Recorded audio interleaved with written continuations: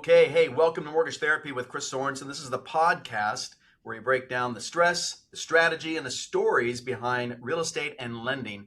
My guest today is my friend. I used to say my vice president of the real estate partnership program, which is something both you and I are very passionate about. But now I get to call you my friend. Yeah, I have to tell you, buddy, I've really learned to like you, your charm, and the way you conduct yourself. So you know what, before I do anything else, I want to know more about you so I can figure out why do I like this guy so much. So thanks, buddy. Yeah, tell my wife that, would you? That'd be great. Exactly. Yeah. No, so you're married. So give us the down and dirty about Mike Merriam so people know who you are. Married, sure. Married, kids, where do you live? All that happy horse. Yes, absolutely. So I've been in the mortgage industry for 26 years. I grew up in upstate New York. And in 2008, when all of us went through, those of us who have been in the industry since then, when all of us went through the calamity and the collapse, my wife and I moved to Charleston, South Carolina. And shortly thereafter, she gave birth to who are now our 17-year-old twin boys, who are in 11th grade, and we're living in Charleston, South Carolina.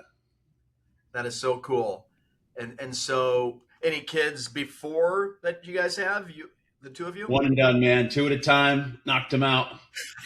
Twin boys, does it.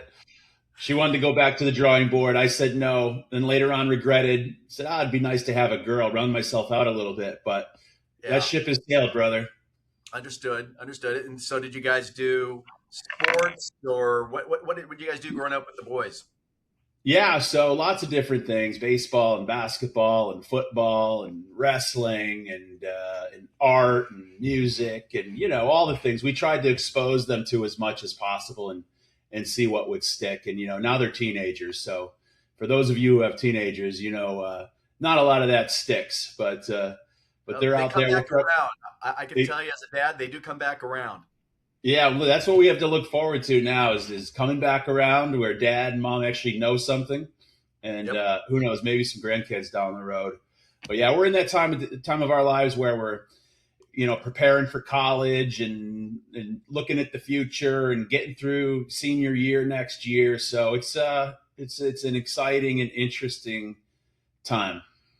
And so I have to ask you, because people don't know, you're a pretty big guy, right? And so I'm assuming that your boys got a little bit of that size.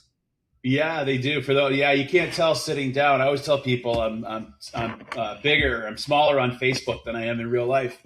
But I'm 6'4", 260 pounds, and I was 6'4", 280 pounds, but I'm trending downwards. So nice. Yeah, both my boys. I'm bigger than the boys, but they've got some height and some broad shoulders and some muscle.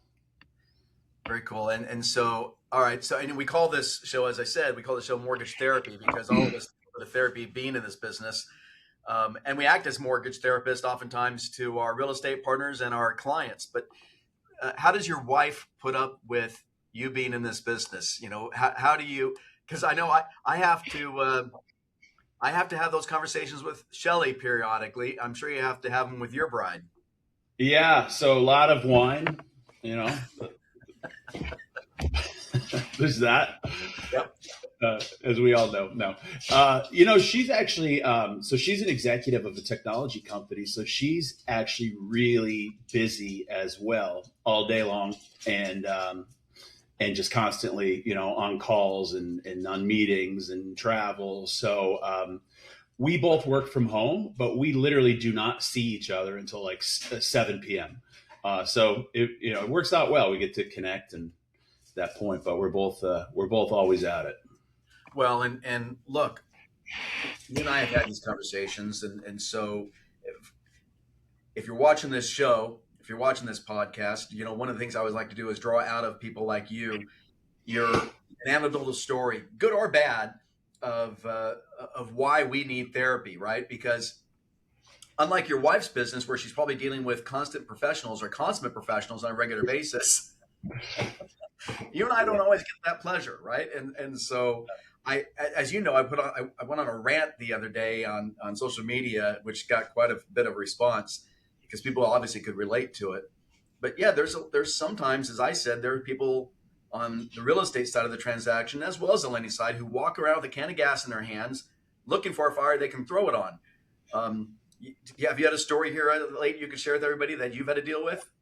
I mean, it's constant. So I manage a couple branches right now where we've got 400 real estate agents, and so And we love them all. We love them all. We love most of them, not all. I'm going to be honest. I'm not going to tell them which ones I don't love, but I love most of them. Let's put it that way. Well, you know they're going to be watching, right? This is going to be the one episode that all 400 of them watch and go, I wonder if I'm liked or not. Well, come and ask me privately, but no. So it's kind of funny because with the nature of the real estate partnership program that I run, all of my agents are located in one small container. So it's essentially a fishbowl. So if there's any type of negative story, whether deserved or not, and mostly not deserved, it reverberates around. It travels like crazy because everybody's, in the same fishbowl talking. So we have to be really careful how we approach situations and how we originate business and set clear expectations.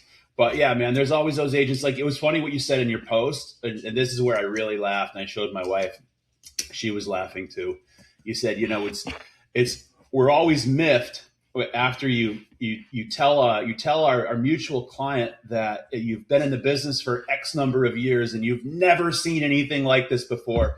And then we look up your production as a top producing agent, and we've closed more loans in the past hour than you have in the past 10 years. And I'm like, man, that is so spot on. That is so true. It was just brilliant. Man, yeah. The professionals don't complain. The professionals find solutions, right? And that's who we like to. I've been doing this for 36 years, and I remember distinctly in my first year in the business where I had a great first year in 1988. It was November of 87. I got licensed. 88 was my first full year in the business, and I had a great year. And one of the things I think that made me successful was I always tried to find solutions, and I wouldn't send things in writing that I thought were going to be controversial and then wait for a counter. I would call in advance and say, hey, can you talk to your client? Let them know this is going to come in writing, and it could be easily misinterpreted, but this is why the seller is going to be asking for this. And just by having that calm conversation with the other agent and saying, can you please talk to your client and make sure that you come back and let me know that they're expecting what I'm going to be sending them. I think those type of little things made all the difference in the world.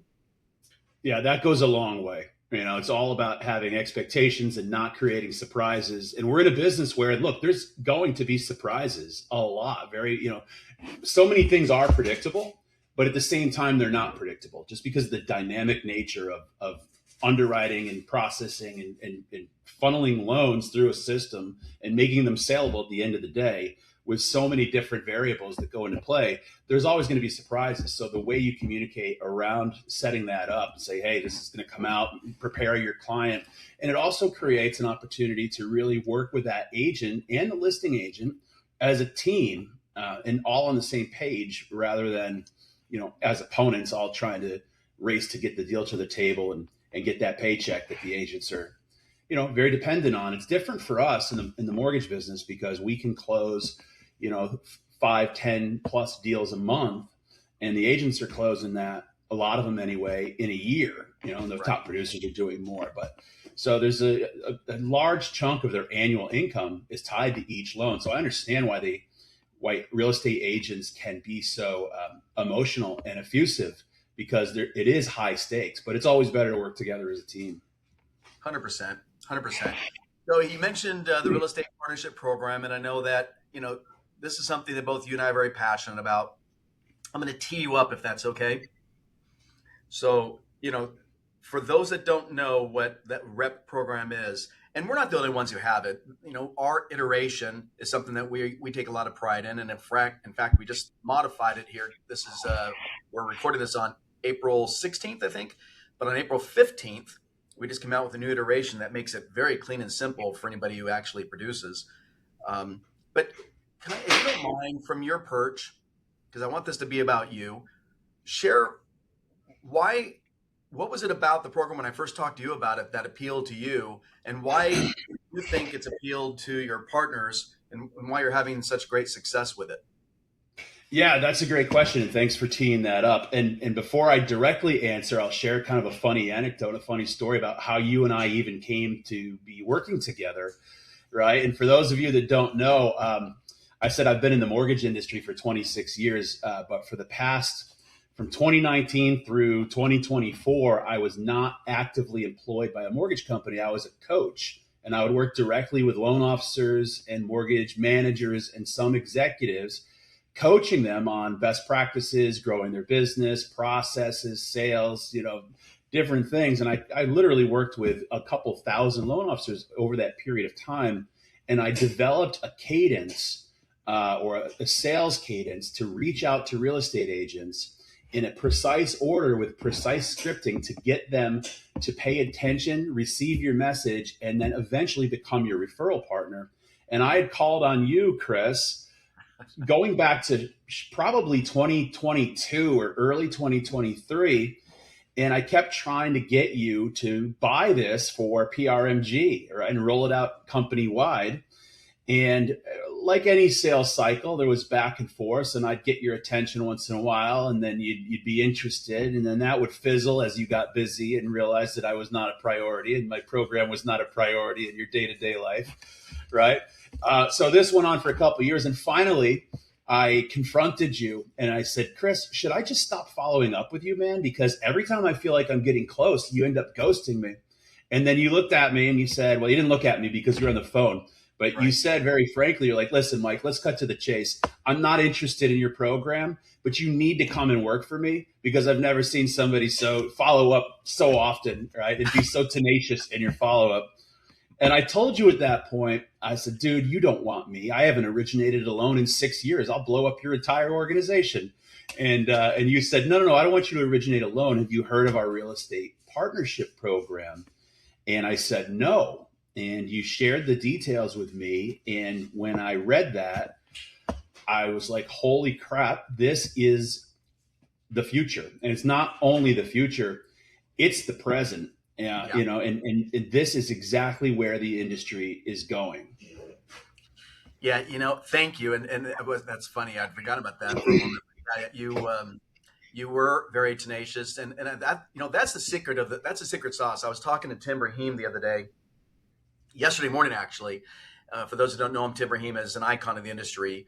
He and Barry Habib are putting on Mortgage Mastermind in Vegas here coming up in June. But on point, Tim Brahim is Loan Atlas. He's a hell of a coach and a hell of a producer, and he coaches some of the top people in America. And one of the things, the punchline was this. He said, Chris, think of Shant Bosnanian or whatever his last name is, the number one guy in 9 years running. I'm sure I'm going to get a lot of feedback for butchering his last name. And he mentioned like 5 or 6 other people that are in the top like 25 in the nation. And he goes, you know what the one thing we all have in common is? I didn't know. And I said, what's that? And he goes, we all came from a call center environment. And I thought, damn, that makes a lot of sense. And he said, yeah, in the call center environment, you have to be relentless. There is no, I had a bad call, so I'm going to go to Facebook and get that endorphin kick of getting some likes on my post, or I'm going to go do something easy by handling a few emails. When you're in a call center, it's always about making the next call.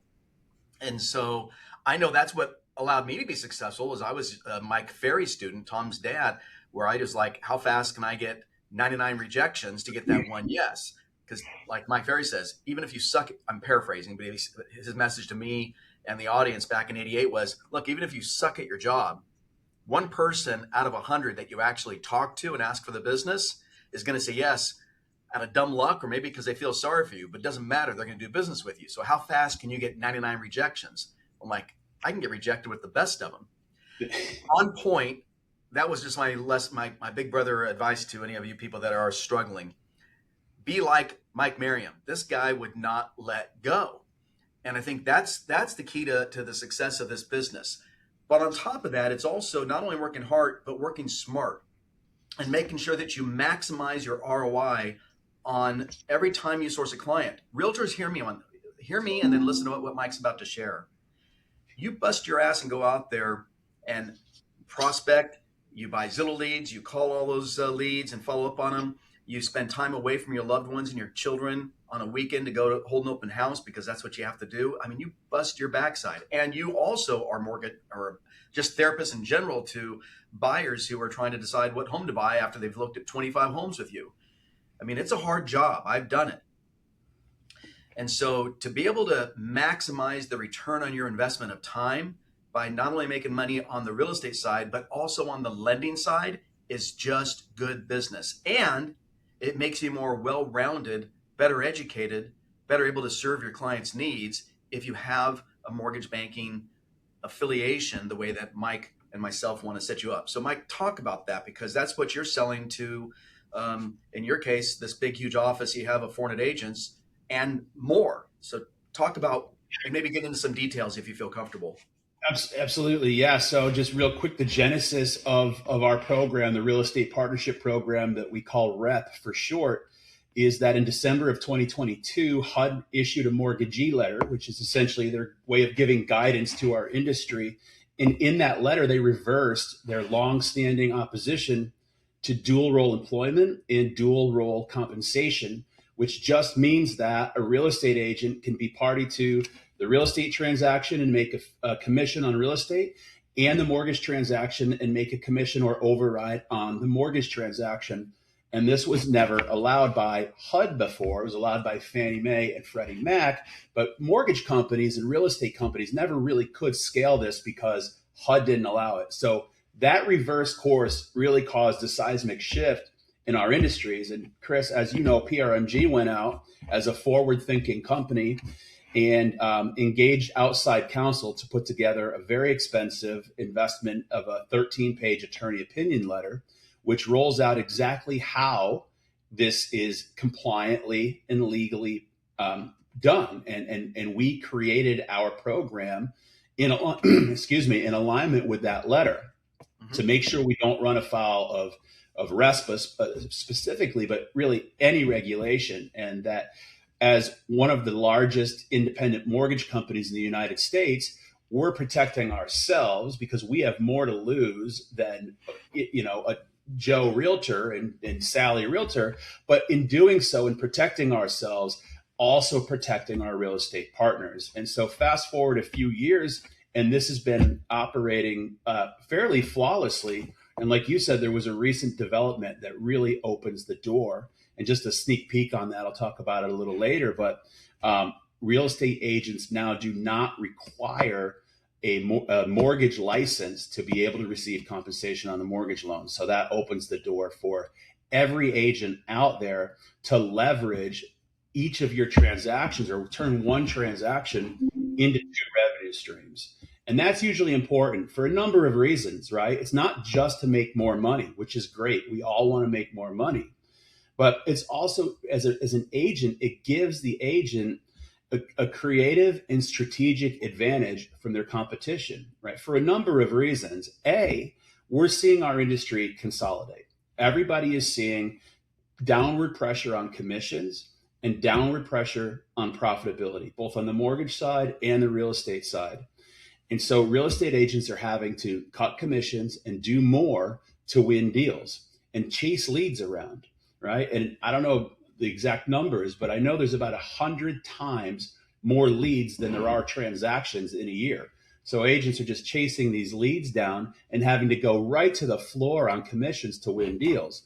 But we know, NAR did a study or a survey, and 94% of home buyers that they surveyed said that they would choose a real estate agent if they knew that that agent had mortgage and other ancillary services in-house under one umbrella. So not only is the REP program an opportunity to make more money as a real estate agent, it's an opportunity to serve the community and serve the client for what the market is demanding and saying that they want. And we're seeing this evidenced by the big companies in our space, the big tech companies, right? So, for example, we know that Rocket went out and bought Redfin for, I forget the number, Chris, correct me if I'm wrong, $1.7, $1.8 billion. A lot of money. And yeah, Redfin was not a profitable company. They had never turned a profit. Well, they bought Redfin for their platform, right? Because they had the best interface out there to view homes. And so they had the top of the funnel, if you will. But then they went out, Rocket did, and they bought Mr. Cooper, for another, I don't know, $9.5 billion or something like that. And Mr. Cooper, for those of you that don't know, is the largest servicer of mortgage loans in the United States. So what they did was they created an ecosystem, a recapture ecosystem, where they have the top of the funnel, they have the in Redfin, they have the middle of the funnel in the mortgage company, and they have the recapture flywheel in the servicing, right? So I don't know if you know this, but Chris, do you know what the average recapture rate for a real estate agent is? Meaning how many real estate agents get a repeat buyer or seller? I've read that somewhere right around 22, 24%. It's about half of that. So national average is 11%. Wow. Scary. And that means that 9 out of 10 buyers are using a different agent for their next transaction. And it's not because they didn't like the agent or had a bad experience. It's because they don't remember who they are. Because the time to transact in real estate is 7 to 10 years. And what I tell agents is by simply aligning yourself with us in our real estate partnership program, we can instantly triple or quadruple that recapture rate, because our time to transact is every 3 to 5 years. And by that very nature alone, you're in front of, together with us, we're in front of your consumers more often. I want to underscore that particular point, because when you first said that to me, I thought that was a very brilliant point. Of course, I've plagiarized it and used it religiously since you first said that. But the times to transact is so critical for agents to understand, because if you're a decent agent, you need to go back and look at everybody, because we can look it up. I mean, you know how many people you've put into a home in the last 3-4 years. Every one of those people needs to be contacted now by you, because if you're aligned with one of the top 10 mortgage companies in America, PRMG, doing business in every state in the union, you now have a reason to reach out to your past clientele, no matter where they live, and say, look, in order to better serve my clients' needs, I've aligned with one of the top mortgage lenders in America, and many of my clients are refinancing for one reason or another. That is what you're talking about, right? Because now you're getting refinance income for the first time ever, which could lead to refinancing, pulling cash out to be able to buy an investment home with that agent. Yeah, so it's refinance and your purchase business. You know, I mean, so the studies show that home buyer is going to use the first agent that contacts them 80% of the time. Even if they love their previous agent, they forget who they are. So what we need to build, and what we have built, right, is something that can compete with the recapture system that the big companies like Rocket and the like are creating, where they're saying they're going from an 11% national average recapture rate for you, Mr. and Mrs. Real Estate Agent, to an 80% recapture rate. Now, the data is still out there. We'll see if they get to that number, but even achieving half of that is a really significant gain. And so the way that we compete with that through our real estate partnership program is we build the same thing. We make you, the real estate agent, the top of the funnel, right? They're the quarterback of the transaction. And we know that's what consumers want, because people buy on emotion, right? And then they justify after the fact. And looking at homes is the fun part. It's the sexy part. So the real estate agent's always going to be that top of funnel and the quarterback of the transaction. And when the agent can say, I have an in-house mortgage alignment, I'm not just handing you off to a third-party loan officer, even if that loan officer is someone that I like and respect and have worked with for many years, they're still a third party. I now can quarterback your transaction and everything stays under the same umbrella. So I can ensure transparency and speed. I've become an executive of a mortgage company so that I can better serve you. That helps real estate agents win way more buyers and sellers than anything else. So yeah, to your point, what the big companies are doing with hundreds of millions of dollars and big algorithms, we can do on the community level with the real estate partnership program, where we lock arms together with real estate agents and broker owners, us as the mortgage company, and your other ancillary relationships that already exist in the real estate space, whether that's, title, attorney, relocation, property management, you name it. It's an opportunity to stay in front of your consumers every month through a new in-house partner. and create that same recapture flywheel that Rocket's created with Redfin and Mr. Cooper. And that's where the industry's going, Chris. It's going to be a dumbbell, right? There's going to be the big boys on one side, and there's going to be the community people like us on the other side, and the middle is going to be completely phased out. 1,000%. I always say that everybody wants a home, nobody wants a loan, right? It's we're the necessary evil, I suppose, but they need us, and so we're here to serve, and the agents need to have that control. I can tell you, look, I like a couple of scenarios based on objections that I've heard, or questions, probably a better way to put it, but in no particular order, one agent that I talked to probably sometime in the last couple of weeks said to one of my loan officers while we were discussing the program, well, gosh, if you're going to be paying me X number of basis points, in this case, based on our average loan amount, it was going to be like $1,500. Why couldn't you just give that to the client? And I said, well, we can through you.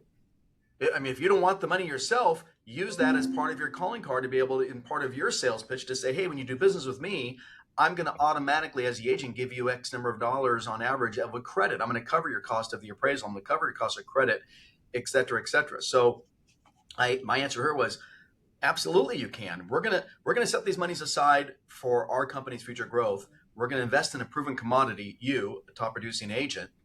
What you do with those monies is up to you. Some people will use it to credit their clients if they want. Some people are going to use it to maybe hire an assistant. Some might use it to buy leads and grow their business enterprise. We don't care. It just makes good business sense for us, obviously, to invest our dollars in future growth. And why not invest it in a proven commodity, that top producing agent, or frankly, it could be a financial advisor or tax preparer, whomever. Builder. Amen. Thank you. I'm glad you brought that up. The other thing that I want to make sure that you and I broach is, some of the technical aspect of this. I guess I just want to just say this to people that are listening, especially if you're a regulator and auditor. We pay homage and pay careful attention to every wage and labor law out there, right? You said it, and I want to repeat it. We are not going to put ourselves, we're a privately held organization, and we're not going to put ourselves in a set of circumstances where we're found wanting when it comes to violation of wage and labor laws. We especially are not going to find ourselves being the poster children for violating Section 8 of RESPA. And so about the only thing we haven't said, which is highly recommended, is, every real estate broker is going to want to consult their insurance carrier and probably pull off the shelf an ABA disclosure agreement just to make sure, like they do with title affiliations, escrow affiliations on the western part of the United States, and mortgage affiliations, there needs to be full disclosure. But that's just standard protocol. One of your partners, if you feel comfortable in mentioning his name, please do, but one of your business partners runs one of the top Keller Williams market centers. He has a couple of market centers. And at our leadership conference in Huntington Beach last September, he said something on stage, which I thought was so brilliant. Do you mind if I share that story? Please do, yeah. Yeah. So what he did, ladies and gentlemen, is he asked his 400 agents, and he said, by show of hands, he was basically introducing Mike Merriam and the relationship that he's down with PRMG. And he said, by show of hands, agents, all 400 of you, how many of you have been to a gas station in the last week and a half? And of course, everybody raised their hand. And he allowed for a pregnant pause, looked at him and said, actually, none of you have been to a gas station. You've been to a convenience store that happens to also sell gas.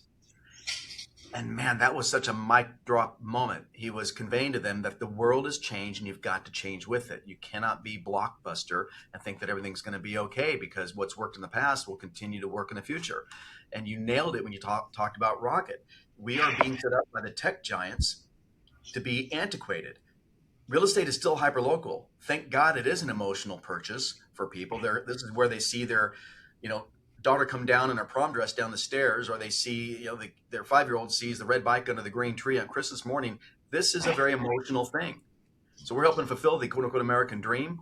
That agent needs to make sure that they have greater control over the process and becomes that person that is the center point, the cornerstone.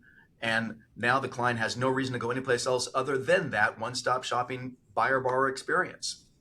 Didn't mean to get on a rant, but I just think to me, as a former real estate agent, one more quick little story, and then I remember distinctly, I followed David Chow, my loan officer at the time when I was at First Team Real Estate in Orange County. And I followed David Chow at the Mortgage Guild, a company that Kirk Conrad had founded. And David was, I called him the loan god. Sorry for the blasphemy, but I mean, I was like, oh my gosh, this guy was always calling me up the third week of a 4-week escrow saying, hey, do you want to close early? On every deal that I referred to him. It was, and his pricing was great. His service, he was charming as all get out. I followed him around like a damn puppy dog on the applications that I'd referred to him to my clients. I'd go with him. And Mike, it was about 6 months afterwards where all of a sudden I was on an updesk call and somebody called and I was able to talk to that updesk person about a USDA loan and that particular home was in the USDA map for no money down. And I remember converting the client. They came in and we went to appointment to show them homes, got the escrow. And I remember thinking, had I not been following David around and learning the mortgage business through osmosis, I would have not been able to convert that client. My conversion ratio on my listings, as well as my buyers, went through the roof because I was hanging around with people like you. Do you have any comments on that? Yeah, I mean, it makes complete sense. It's in order to compete into the future with the market in the real estate and mortgage market and the consumer, everything becoming more consolidated and algorithmic driven, where large tech companies are out there actively taking our buyers, taking our borrowers away from us. We have to increase our knowledge, right? And we have to increase our development and improve our development and be able to offer all of these services to our buyers. What are We're the recording. You can edit it out. Oh, but that's okay. Hey, listen, this is the mortgage therapy. You got to have people love dogs. What are your dogs' names? Aspen and Hunter. Those are cool names. Aspen and Hunter. Very cool. Yeah. Yeah. That's okay. They came in to say hi to all of us at Mortgage Therapy. Yeah. Well, post-COVID, it became acceptable to sit at home and have dogs barking and stuff. We used to have to pretend we were professionals all the time. I showed Chris, I got this nice white shirt on, but I've got some gym shorts on underneath this right now at my desk. All right. Nobody had, well, at least you're wearing shorts. Yeah, right. So anyway, I forget the question I was answering, but the truth of the matter is we all need to improve our sphere of influence and improve our knowledge, and so that we can better serve the consumer who's always going to take the path of least resistance, right? Look, there's a lot of people who still want to work with somebody local in the community, and thank God for that, because that's how we're going to thrive into the future, is by building this recapture flywheel at the community level. But we also have to understand that companies are going to make it very easy for a consumer to click a button and get pre-approved, submit documents, get underwriting approved, and get it clear to close very quickly without leaving their couch. And we need to combat that by being more professional, because the people that are doing that, they're not dealing with smart, professional, intelligent loan officers and real estate agents. They're dealing with some artificial intelligence, maybe some low informed call center loan officer, and that's fine for vanilla loans and simple loans, but that's not what everybody wants. So the way that we compete with that is we lock arms together through the real estate partnership program. We increase our knowledge and our service to the consumer together, and the consumer gets everything that the big algorithm's offering them, but with that community and professional touch. Yeah, you know what? And I know that we're running up against the clock here, but a couple things you said that triggered me. I want to say that you said, and that's fine. Well, but maybe it's not fine, because even if you are an A-paper vanilla borrower, which frankly, by the numbers, the majority are, so good for American borrowers. That doesn't mean that somebody like with your knowledge or my knowledge or one of our representatives' knowledge and with the right real estate partner, that you can't explain to them that, hey, you know what? I see here 40% of Americans have student loan debt. I see here that based on the student loan debt, we might be able to reduce your payments, or actually, even because of the profession that you're in, actually reduce and eliminate some of your student loan debt because of our affiliations that we have. And now instead of buying a home for $350,000, you can actually afford to buy a home for $400,000. I mean, an AI bot's not going to know how to do that. I'm not going to have the relationships. I mean, having that knowledge to be able to, and I was a listing agent. And it always drives me sorry for the expression, batshit crazy when somebody says, well, I can't do business with you because I'm not a buyer's agent, I'm a listing agent. I was a listing agent, right? I had, especially during the early 90s in California where we had the recession, I had 9 different banking relationships where I was an REO agent. And so I always had, 20, 30 listings at a time. The point of fact is I would make sure that I controlled the transaction. I would sit down with the bank and or with my seller and explain to them through the seller's net sheet that, look, what we're going to do is we're going to make sure we control in our case, in the western part of the United States, the escrow. The only good escrows are closed escrow. And so what we're going to do is we're going to make sure that through the seller's net sheet, we're going to allocate a certain amount of dollars so that when a buyer comes in, I can actually, through my lender, buy their rate down and make sure that they can afford to pay our asking price for the home, and they won't need to ask for a discount to be able to qualify because I'm going to give them a permanent rate buy down, which is going to increase their buying power. And all of a sudden the seller's like, yeah, that sounds great. The seller gets bragging rights for selling their home for full price. I, as the listing agent, get to go around to the neighborhood and let everybody know that I sold this home in less than 30 days for full price. The details of the transaction are not typically fully disclosed, so it doesn't really matter. But the point of fact is I was able to take that client and get their home sold in a shorter period of time for more money because of my mortgage knowledge and my partnership at that time with David Chow. And so, I mean, this is all what builders do, right? And so if you're a listing agent, mirror what the builders do. They've got an asset to sell, and that's what you're tasked with doing. Listen, can I jump in on that? I want to add something to that because it's what you said is important, that because of your mortgage knowledge, and that is key. But a lot of agents listening might say to themselves or say to us, listen, I don't want mortgage knowledge. I want my partner to have mortgage knowledge. I want to focus on real estate. And that's okay because our program combines you with either a loan officer that you already know and love by bringing them over together, or one of our existing loan officers that has that knowledge that can help the real estate agent win more deals. So if you want to learn the mortgage business and have that knowledge and become more of a professional, well-rounded professional, that opportunity is readily available through this partnership. But if you just say, hey, I want to stay in my lane and partner with a professional, that's absolutely what we're doing, what most of my agents right now are doing. And I want to just back up a little bit to what you said a few minutes ago about the loan economics, where you said, hey, some of the agents are saying, well, if you can afford to pay me, whatever it is, 50 basis points or $2,000, why not just give that to the consumer? And you pointed out rightfully so that, well, we can do that. That's up to you. And I would tell you that with the 400 real estate agents that I work with, what most of them do is some variation in between. And I'll give you an actual statistic. In the calendar year 2025, in our real estate partnership program relationship with this large 400 agent market center, it's actually 2 market centers, but we gave away $150,000 in consumer credits and buyer closing cost credits. Some of that came directly from us at PRMG, and some of that came directly from the real estate agents who said, you know what? I want to be more competitive to win this deal. So I'm willing to give up some or all of my commission on the mortgage side, right, to win this deal. And in doing so, they're able to win the deal by being more competitive, but end up making the same amount of money that they would have at the end of the day had they not had the mortgage integration. So it just allows this crazy strategic advantage. And then combine that on the listing side, right? The buyer side advantage, if you're a buyer's agent, that's kind of simple to understand. More money, I can do what I want. I can put it in my pocket. I can give it to my consumers. I can invest in my open houses. I can put money into, things that I don't have the affordability to put money into now to grow my business.